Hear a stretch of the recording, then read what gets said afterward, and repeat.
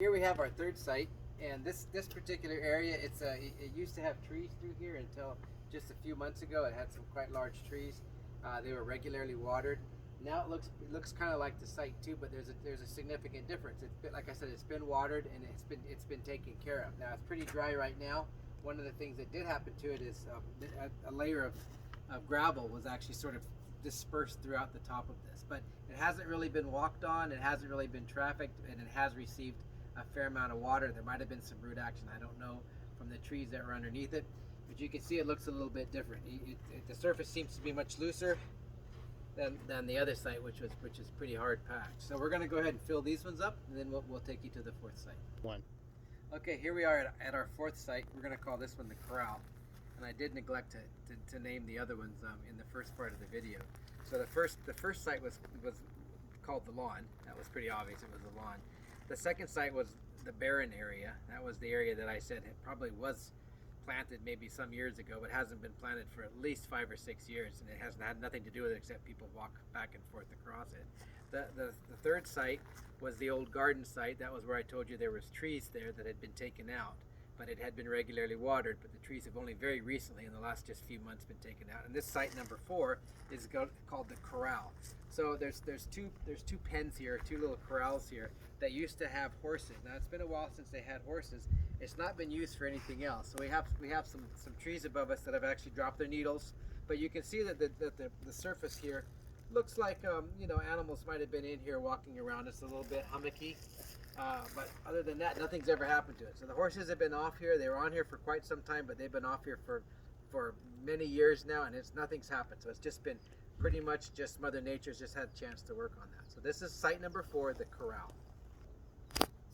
We're going to go ahead and fill these sites up, and then we're going to go back to the first sites, and we've got our time in. We've been monitoring the water on the outside, and we're going to start measuring over there. So we'll fill this up, and we'll see you then. Okay, so here we are. We've saturated the outer ring for, actually it's been about 40 minutes since we've saturated this outer ring. We filled them up again when we just came over just now to make sure that they stay full. And what you've seen us do now is we've actually filled these middle rings. Now we've actually started timing this one. We're going to go for 10-minute intervals, and we're going to do our other rings as well. We're going to make it easy for ourselves and go about a minute or two apart so that we can maintain that 10-minute interval. So every 10 minutes we're going to actually measure where the water is from the surface. Now we've started each one of these at the very surface of this, at the low spot. The low spot for this ring was actually right here. So that's where we're going to measure every single time.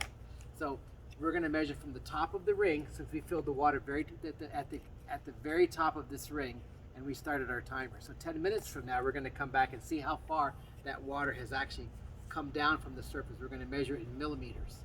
And so since we know the size of this ring, we can figure out how much water has actually moved down by measuring the surface area times the depth, right? That's going to give us the volume of water that's actually moved down through the soil in that 10-minute period. Now we're going to do this for about 60 minutes for each of the sets of rings. Okay, so here we're at the second site, and I'm going to show you the filling up process. And you notice that I've got some coffee filters in there. The coffee filters is just so when I pour this water in like this, it's just to go ahead and make sure that I don't actually disturb the soil too much. So I'm actually pouring through the coffee filter, and that's actually protecting the soil surface from the force of the water, whatever I'm using. In this case, I'm using a cup to actually pour that. So that'll actually just sort of protect it. You can see that I got to be careful because I'm actually pouring water. The filter will shift, and I might end up pouring water around it. So I'm trying to just not to disturb that soil surface so that my results are going to be as realistic as possible, as natural conditions as possible. So you see there, I've gone ahead and filled that up here. I can see there's my low point, so I'll know where that is. It's pretty easy to tell that visually. So there's that one ready to go.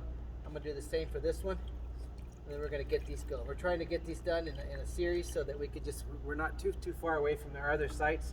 So just to save ourselves some time, we're trying to go back and forth. So here we go. Okay, so we're at our 10 minutes right now, and we've actually lost almost exactly 20 millimeters of water in that first 10 minutes. 20 millimeters of water.